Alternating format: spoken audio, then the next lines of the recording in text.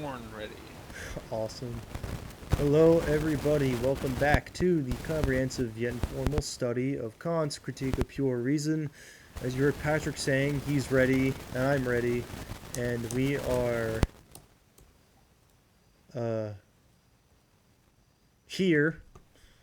Um, it's been a while, but we spent some time getting caught up in general and on this study, and we were reminded that last time ended pretty funnily with the naming of the Enterprise, uh, getting any that naming process being the naming being precisely designated. So It is very important that we give several paragraphs of explanation for why he's going to give this name. God, You know, otherwise, how would we know that it's the right name for yeah, this section of the book, which will probably take like 30 pages or something? yeah. So we are excited to just keep getting moving. I don't think there was too much. I guess there was. Oh yeah, yeah. So the content from last time, quick review. We were introduced to to new higher apparently faculties of cognition. That was being well. We already got the understanding, so we got that. But the new ones are the power of judgment and reason, and accordingly, these faculties deal with concepts, judgments, and inferences. If you're wondering how they're related, the first set here. So the faculty of understanding deals with concepts in the same way power of decision deals with judgments, and reason deals with inferences. Um, so Yeah, I mean, the simple explanation is that concepts are just like the bare idea, for instance, of unity. A judgment would be specific application to a case. So, like, the moon is the same as the moon, which is a very, very, very basic judgment, but it's different from the concept of identity itself. Of course, it's a specific concept, a specific version of identity, mm, right? And then there's reason, which is moving further beyond the understanding. basically It's logic. yeah. Um, Well, well, it's actually, that's inference. broad. Sorry, but yeah. No, I wouldn't call it logic because this whole section is the transcendental logic, Yeah, and so yeah. This is not transcendental logic at all. That's not what I meant by that. I was thinking of like symbolic logic and like the deduction, induction, things like that. well, inferences are you move from okay, That's true. I'm being too so specific. I know. you Yeah. start with you start with identity, right? Mm-hmm. And you would start with the concept. Okay, actually, let's take a very simple logical argument, and we can break it down in Yes, terms of concepts, judgments, and inferences. that would be the most Okay, helpful. I think. Yeah. so um, all cats are mammals. Um, Obi, the cat in my parents' house, is a cat. Therefore, Obi is a mammal. So the concept would be, I believe, community here, right? That idea that um, the concept of cat can be subsumed under concept of mammal. So there's a concept in play. Then there's a judgment, such as Obi is a cat or cats are mammals. Those two are specific applications of the concepts. And then once you have judgments, moving to further judgments from given judgments, that's an inference. Yes, that's a good. Yeah. Yep.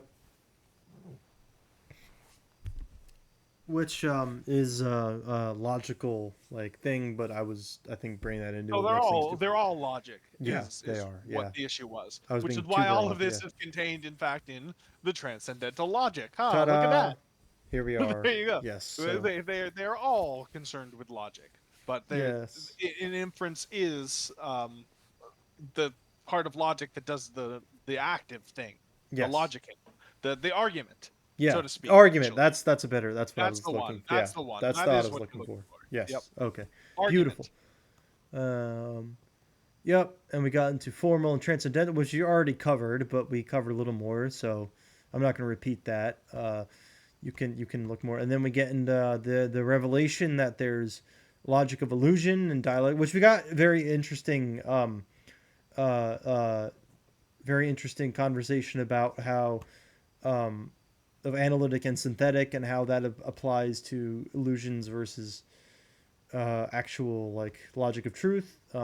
So for that interesting conversation, please refer to the last. I mean, you really shouldn't be here without watching the other ones, but just to get you caught up in case, like us, it's been a while since you've done this. Even if you're doing it chronologically, which you should be. So, but definitely refer back to that for that interesting and long conversation.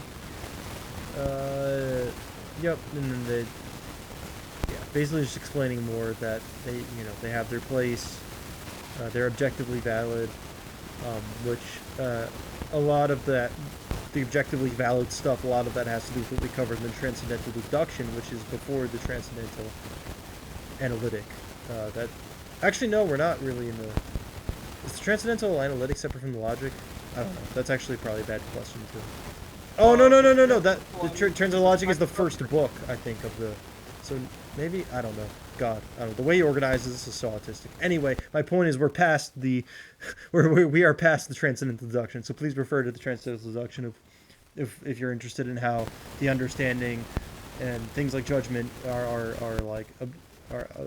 objectively valid in like experience and stuff, and answers to Hume, things like that.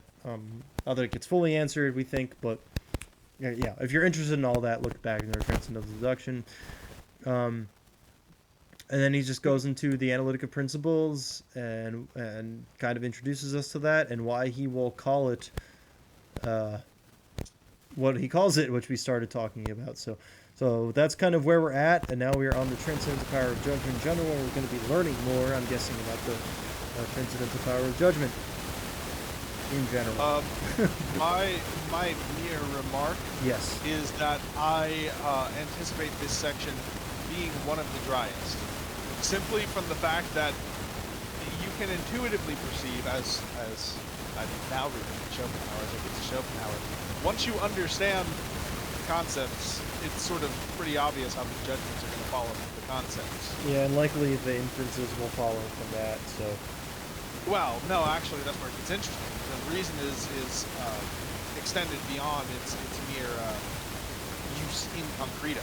Well, that's the part where it gets interesting, but you don't start there. Yeah. I think the beginning is dry, and then we're like, yeah, oh wait, we've reached the limit. Right. So what it happens is the inferences don't come out of nowhere for Kant. The inferences of reason, the dialectical illusions, aren't just things that just like they appear because of mere sophistry or anything. No, they're necessary. Yes. Yeah, you experience the understanding, and then it's necessary that you want to make certain inferences as a result. Yes. But those inferences turn out to extend things beyond their necessary, which is why reason needs critique. Yep. So when it gets to reason, for me, that's the real meat of it. But the transcendental power of judgment, I remember this being dry. Okay. And difficult. Fair argument, and I accept your prediction as likely. So, yeah. So, real quick, I'm just going to plug my computer in, which will take 2 seconds, and we will get to the reading. Should have done this before, but I'm silly.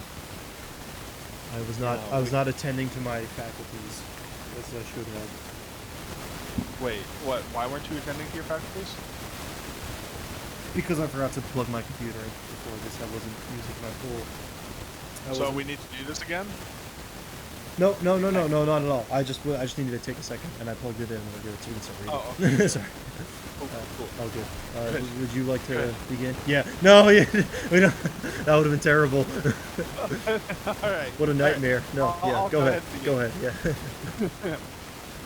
If the understanding in general is explained as the faculty of rules, then the power of judgment is the faculty of subsuming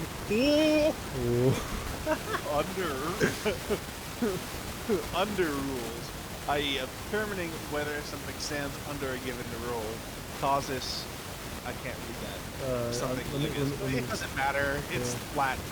It's just an appeal to being scholastic. We don't care. Or not.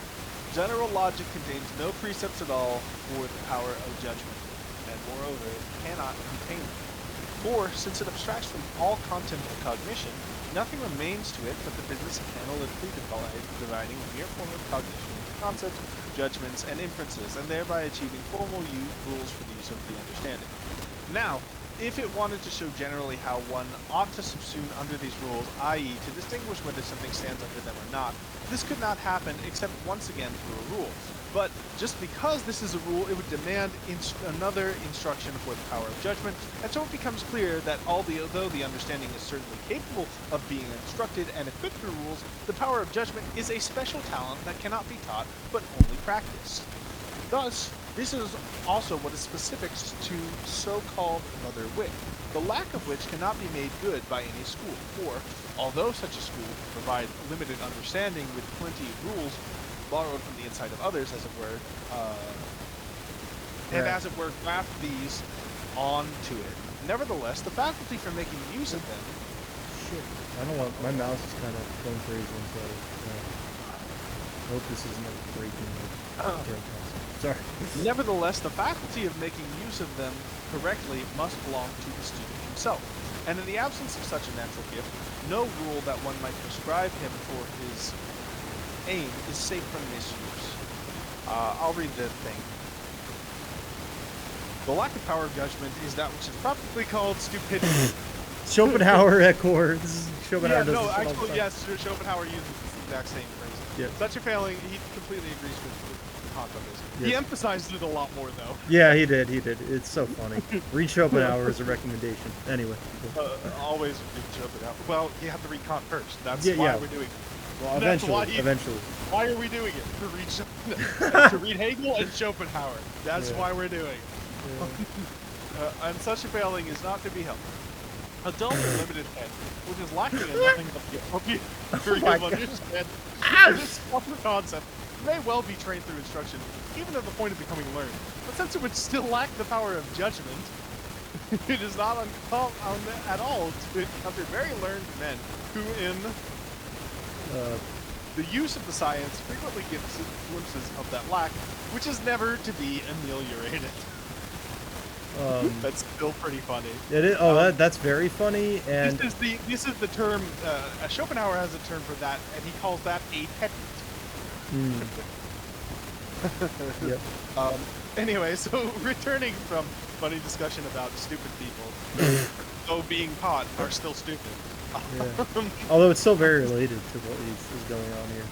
But returning, yes, it is related. We're further down. Oh yeah, opposition. Right.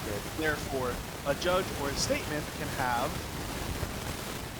many fine pathological, judicial, or political rules in his head, of which he can even be a thorough teacher, and yet can easily stumble in their application, either because he is lacking in natural power of judgment, though not in understanding, and to be sure understands the universal in abstracto, but cannot distinguish whether in a case in concreto belongs under it. Or also because he has not received adequate training for his judgment through examples and actual business. This is also the sole and great utility of examples, that they sharpen the power of judgment. So far as the correctness and precision of the insight of the understanding is concerned, examples usually do it some damage, since they only adequately fulfill the condition of the rule. And beyond this, often weaken the effort of the understanding to gain sufficient insight into the rules in the universal and independently of the particular circumstances of experience, and thus, in the end, accustom us to those rules more like formulas than like principles. Thus, examples are the leading strings of the power of judgment, which he who lacks the natural talent of judgment can never do without. Long discussion. Yes.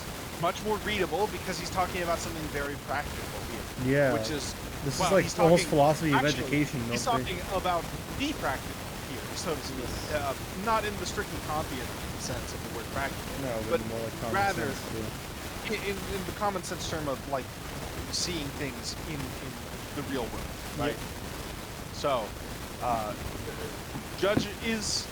is judgment like street smarts to book smarts? Sort of. The answer to that is sort of. It's specifically determining what concept is applicable here in this particular case, or not. And Kant and Schopenhauer are alike in believing that this cannot be taught. I would certainly agree with them that it can't be abstractly simply formulated in the way that the concepts have been, in the way that philosophy is, right, discursively. But the question of whether the judgment itself can be trained, they seem to answer in the negative without necessarily giving an adequate reason why. Yeah, Because it seems really, to just this be is an like a. empirical question. Yeah, I was gonna say it's kind of like a historical bias, almost. I think of just the Enlightenment. I would say. Right. So I think there's a confusion here, really, actually, so to speak, between the fact that you cannot, it's true, he's right, you can't give a principle of the judgment and, like, give a course on making judgment. That wouldn't make any sense. Nope. Right? Because any principle, it would be circular. You would just be teaching people the rules of whatever it is that you're telling them to judge. And so all that there is really for it is practice. Okay, sure. But it doesn't follow from that You can't judgment learn it. 'Cause learning is very is not empirical. learnable or is inherent or is genetic, inborn. It doesn't follow from that. Yep. That's an empirical question. And so I don't think they are fair to say that necessarily you can't learn to judge. Yeah, at least not in the way that they were like leading on. So. Yeah, I completely agree. If you think maybe I was just born stupid, I don't agree with that. And I'm obviously biased as an educator. It's because if I thought anyone was necessarily born stupid and we despair of ever teaching them, then, I probably wouldn't be very good at my job. No, But you would probably get fired. especially if you outwardly express that explicitly. but the kernel of truth, I think, in what they're saying here, is that there is not. You can't take a course in judgment. Yes, it's kind of just a is self-evident. Do you think like a good term to? It's non-discursive. Yeah. Okay. I would describe it negatively as non-discursive. Yes. So to Okay. speak. I think sure. I think that's the way. I mean, I'm not sure that that's correct, but that's the way it came to my head.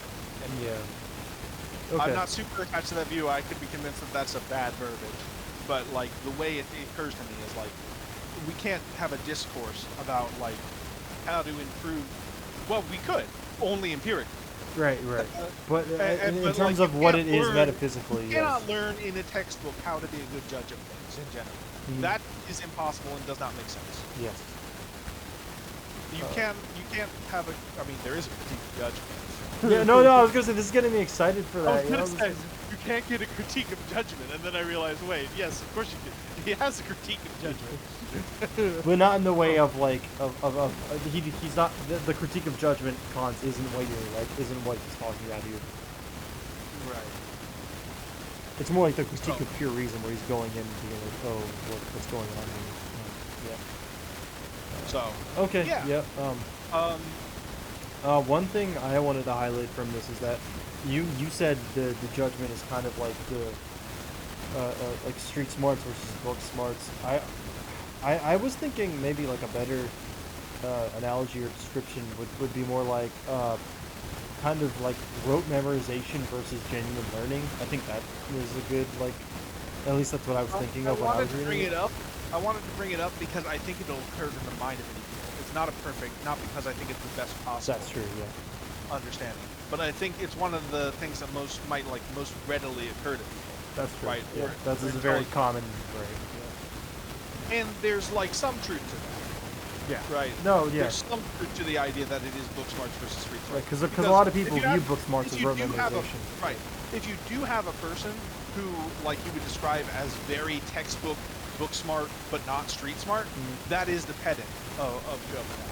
That is the person who has very poor judgment in spite of knowledge, sound understanding, so to speak. Right. So, but at the same time, there's more to it because being a doctor involves judgment, for instance, and I wouldn't call making good medical judgments, street smarts exactly. No. Right. So it's more like it is something different. Yeah. Great. Okay. Just wanted to make sure we touched on that. Yeah. Okay. Cool. I guess I'll read this next. My mouse wants to freak out. That would be helpful. Scroll on. Okay. If you're watching this, you're just gonna have to follow along. I apologize. My mouse is being freaky, and I don't want to lose the page again. I'll just read, and you'll have to follow along with my voice. I think you need to adjust your mic again. Oh, hello. Yes. Okay, good, better. Yes. Okay, sorry. All right, here we go. But now, although general logic can give no precepts to the power of judgment, things are quite different with transcendental logic, so that it even seems that the latter has its proper business to correct and secure the power of judgment in the use of the pure understanding through determinate rules.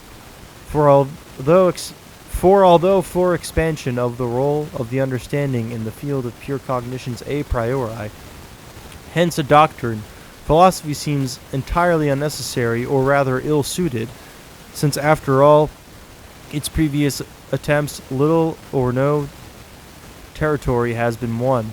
Yet as critique, in order to avoid missteps in judgment in the use of the few pure concepts of the understanding that we have, philosophy with all its perspicacity and art of scrutiny is called up, even though its utility is then only negative.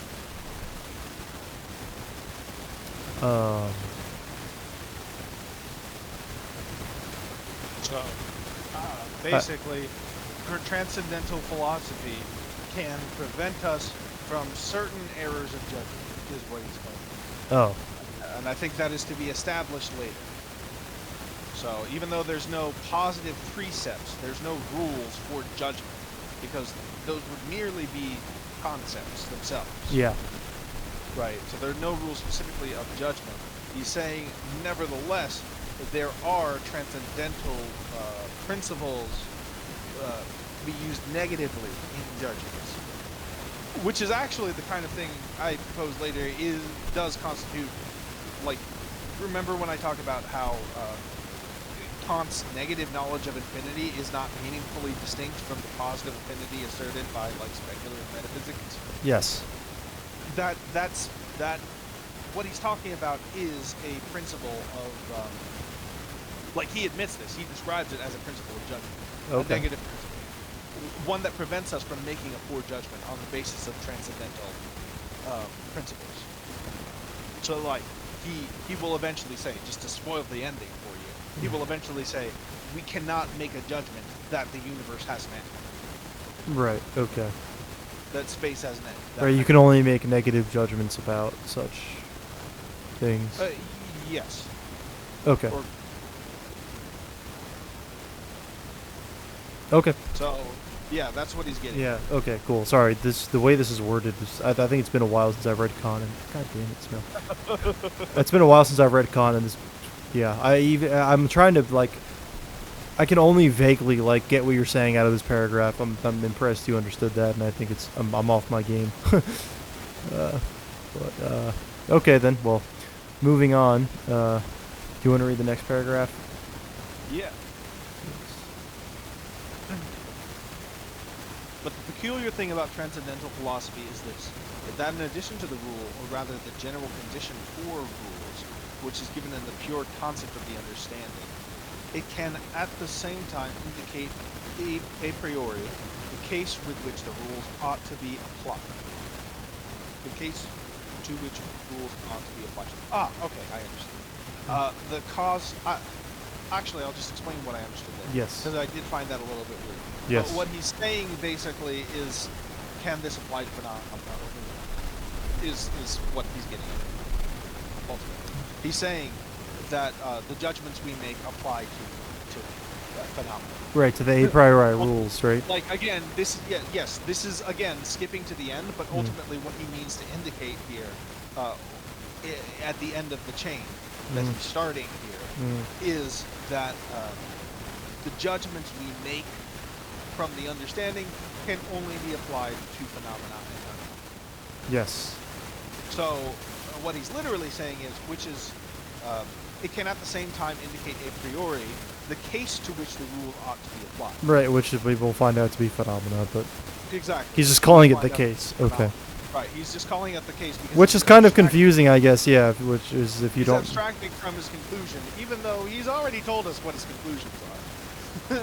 Which, yeah, like implicitly and I guess explicitly, but in different language than like he puts it in much simpler to understand language and the language, frankly, in which like people actually have discourse about Kant in terms of like specifically phenomena, noumena. Yeah. Right. But anyway, that's But he what hasn't we're done that yet. The God, annoying. talking- So, Yeah, you can continue. cause of the advantage that it has in this regard over all other didactic sciences except for mathematics lies just here, that it deals with concepts that are related to their objects a priori. Hence its objective validity cannot be established a posteriori, for that would leave the dignity of theirs untouched. Rather, it must at the same time offer a general but sufficient characterization of the conditions under which the objects in harmony with those concepts can be given, for otherwise they would be without all content and thus would be mere logical forms and not pure concepts of the understanding. All of that is to say what I just said. Okay.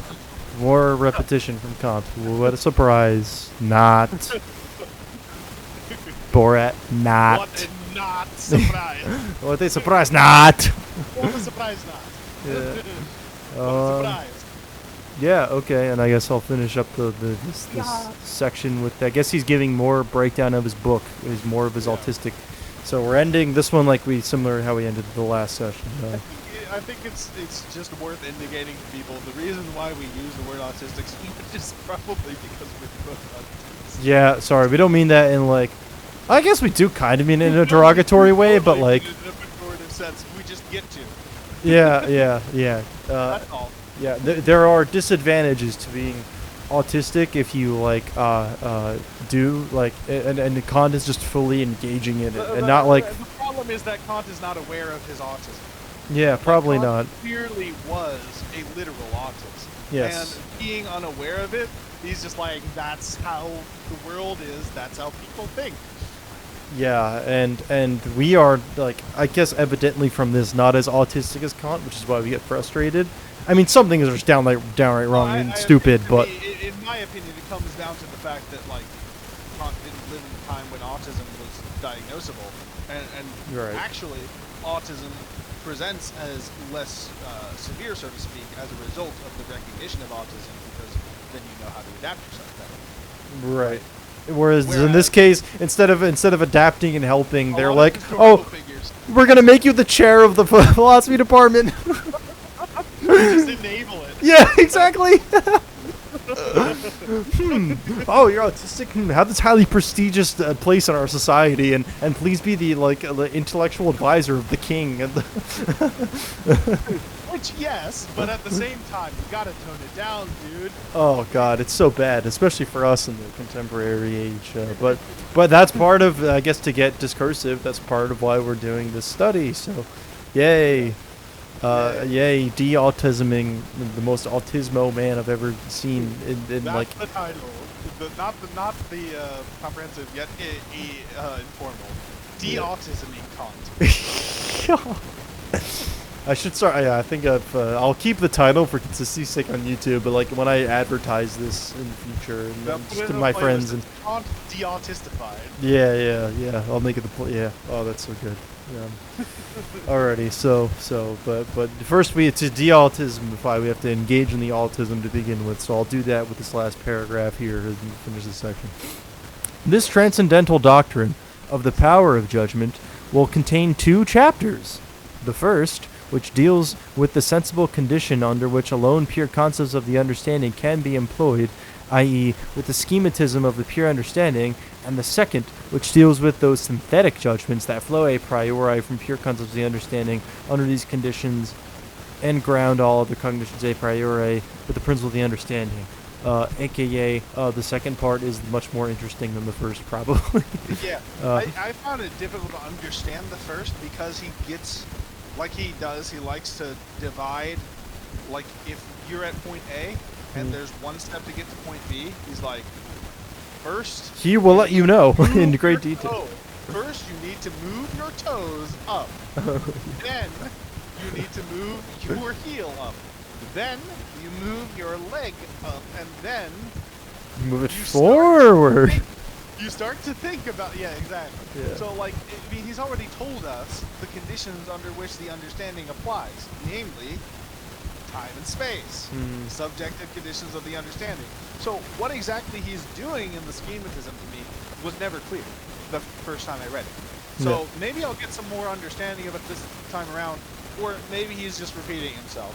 We'll see. We'll see.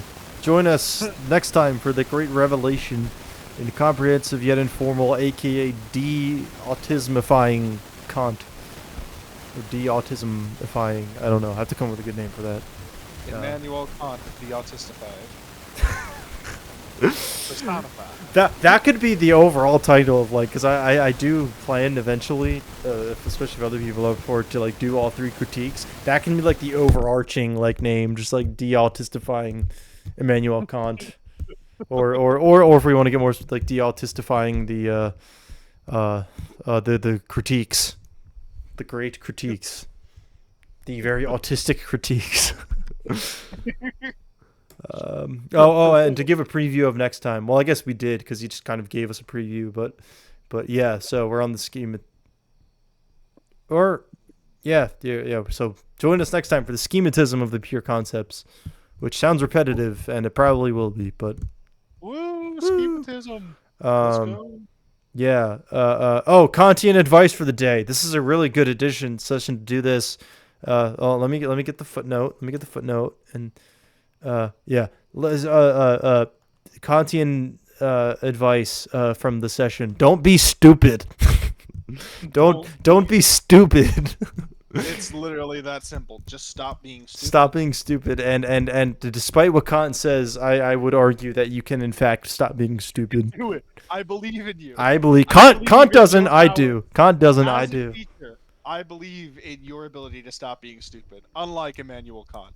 As a philosophy communicator and I guess non-institutionalized teacher of sorts, as a guider of philosophy, yeah, I believe in you too. The companion of Peter, biblical reference. Holy crap! Why am I surprised? Like I don't know. I wasn't expecting that in the critique. I was expecting that in Hegel and in I guess later in the critique. Not wow, companion Peter, Bible. Yeah, don't be stupid. Have a good one. We'll see you next time. Bye.